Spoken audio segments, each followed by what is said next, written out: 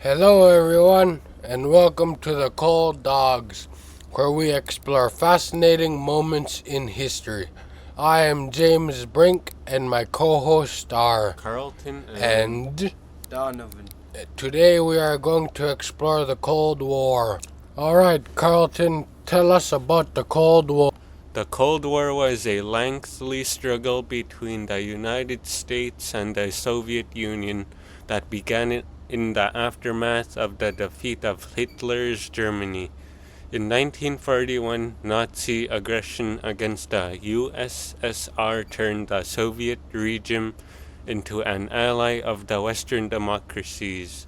But in the post-war world, increasingly divergent viewpoints created rifts between those who once were allies. Okay, James, tell us where the Cold War took place. The Cold War took place in the Western and Eastern Germany, which began in 1947. From 1947 onwards, the two adversaries, employing all the resources at their disposal for intimidation and subversion, clashed in a lengthy strategic and ideological conflict punctuated by crises of varying intensity. Although the two great powers never fought directly, they pushed the world to the brink of nuclear war on several occasions. Nuclear deterrence was the only effective means of preventing a military confrontation. Ironically, this balance of terror nevertheless served as a stimulus for the arms race. Alright, Donovan, talk about the crucial moments of the Cold War. The Cold War was defined by periods of tension alternated between moments of improved relation between the two camps. Political expert Raymond Aron perfectly defined the Cold War system with a phrase that hits the nail on the head. Impossible peace, improbable war. It changed society by American people with intensive indoctrination and labor unions. The crucial moment that happened during the Cold War was when the Soviet satellite named Sputnik was launched into orbit using an intercontinental missile. The Sputnik represented the Soviet Union and the United States. It also started to fall behind in technology. Okay, Karlton, explain what they have set up. In World War II, Europe ended and the alliance started to crumble and spread at the end of the war. Between the Western Europe and the Soviet Union, they set up pro-communist governments in Poland, Hungary, Bulgaria, and Eastern Germany. They set up a containment policy to prevent spread of Soviet and communist influence in Western European nations such as France, Italy, and Greece.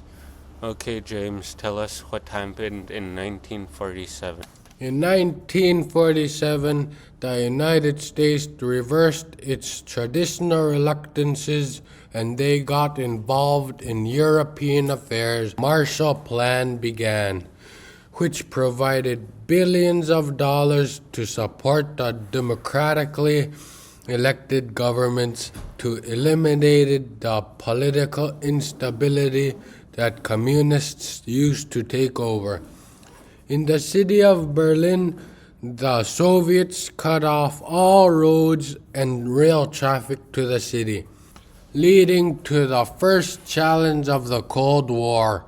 The establishment of NATO also allowed the Soviet Union to create an alliance with the communist government of Eastern Europe that was formalized in 1955 by the Warsaw Pact.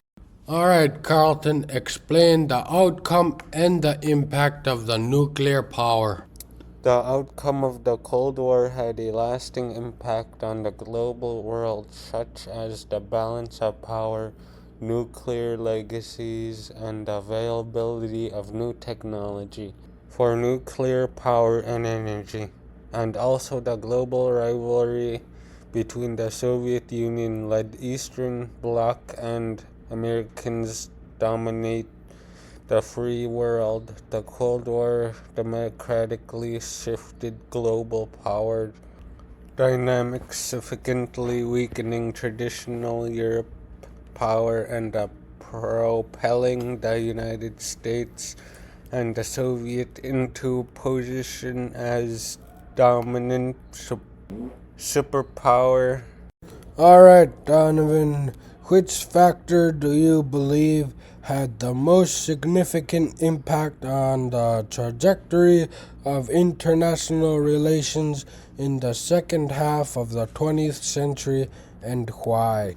I think the most significant impact of the Cold War was the clash between the United States and the Soviet Union, because the buildup of the nuclear weapons in both the United States and Soviet Union helped to keep the Cold War from turning hot.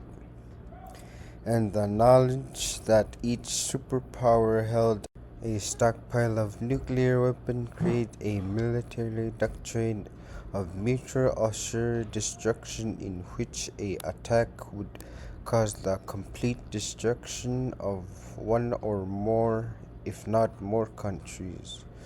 The threat of mass destruction led both countries to pursue indirect military conflict and direct science, shipping both countries for the next 50 years.